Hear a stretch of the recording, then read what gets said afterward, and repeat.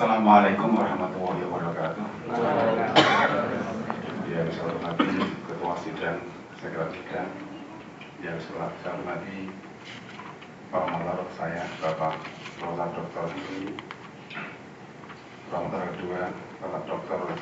Sambo Sirait, para pengisi saya, yang pertama Bapak Dr. Ahmad Rafiq PhD, yang kedua Bapak Dr. Ahmad Arif, yang selanjutnya Bapak Dr. Nizar, dan yang terakhir Bapak Dr. Sutresno MHD. Pertama, saya menyampaikan pembahasan dari Desa saya. Desa saya berjudul Mengembangkan Madrasah Ibtidaiyah Istiqomah Satgas Surabaya melalui modal sosial. Alhamdulillah, dalam waktu yang cukup lama, 9 tahun menanti, saya untuk berdiri di mimbar panas ini, karena tidak setiap orang bisa berdiri di hadapan para hadir. Banyak teman-teman yang sudah syahid terpaksa di, alhamdulillah saya di antara yang selamat di antara duanya. Para penguji dan hadirin, sebagaimana kita ketahui bahwa sebenarnya banyak madrasah yang secara substansial mempunyai model sosial yang dipakai untuk pengembangan madrasah itu sendiri. Namun sayangnya model sosial tersebut tidak digunakan dan tidak dioptimalkan secara baik.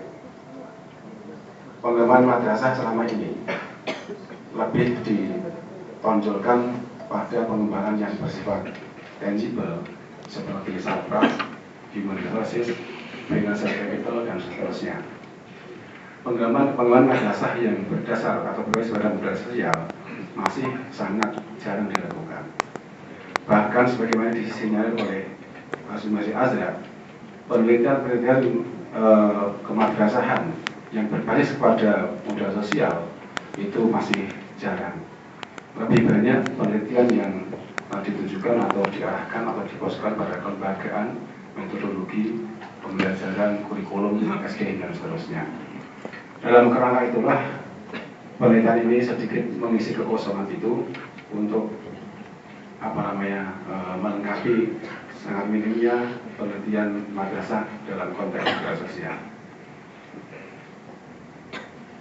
Di antara madrasah ibtidaiyah yang berhasil dan sukses untuk mengelola dan mengembangkan modal sosial adalah MI Istiqomah Satgas.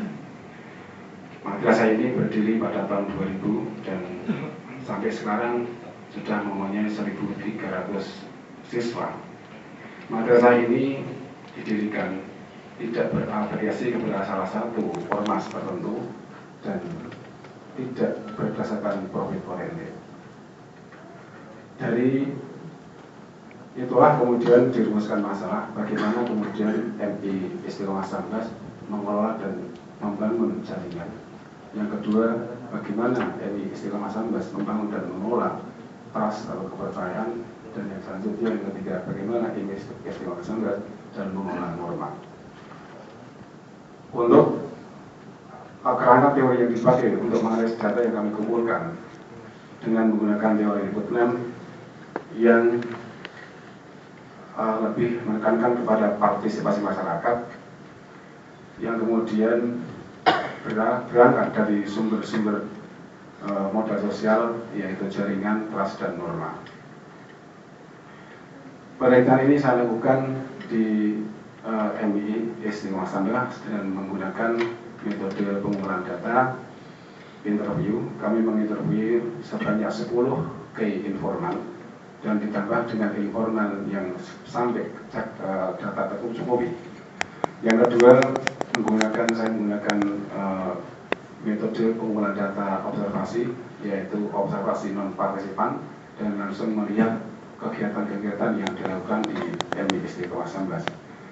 Yang ketiga adalah metode dokumentasi yang digunakan untuk mendokumentasikan beberapa dokumen yang relevansinya ada relevansinya dengan penelitian ini. Kemudian kesimpulan dari penelitian ini adalah bahwa jaringan yang dikembangkan dan dikelola oleh Madrasah Ilmiah Sambas dengan melalui dua jalur, yaitu jalur internal dan eksternal yang bersifat bridging dan outward looking. Jaringan-jaringan ini lebih kuat karena ditopang oleh dua lokal wisdom yang berada di seputaran Purbalingga, yaitu sifat masyarakat Purbalingga yang egalitarian dan dengan sifat cap belaka, yaitu tanpa ngomong, tanpa tading aling-aling. Dua hal itulah yang kemudian memperkuat jaringan yang dibentuk oleh lembaga Madrasah Istiqomah Sambas. Yang kedua, dengan heterogenitas masyarakat Purbalingga dari berbagai profesi, maka kemudian jaringan-jaringan tersebut yang dibentuk itu akan memunculkan rasa percaya atau trust. Dari trust yang dimunculkan oleh masyarakat itulah kemudian akan bisa menimbulkan partisipasi masyarakat. Dengan banyak partisipasi masyarakat yang diarahkan kepada lembaga ini atau MI Istiqomah Sambas, maka kemudian bisa dibangun sebuah lembaga yang kuat. Karena tanpa adanya partisipasi masyarakat, maka lembaga itu tidak akan bisa bertahan. Yang terakhir adalah bahwa untuk mengikat jaringan dan atas itu, maka dibangunlah disusunlah atau disepakatilah norma-norma yang mengikat di antara jaringan-jaringan itu agar kemudian tercipta atau terpenuhi atau tercapainya tujuan dari lembaga tersebut. Demikian paparan dari saya singkat dan terima kasih. Assalamualaikum warahmatullahi wabarakatuh.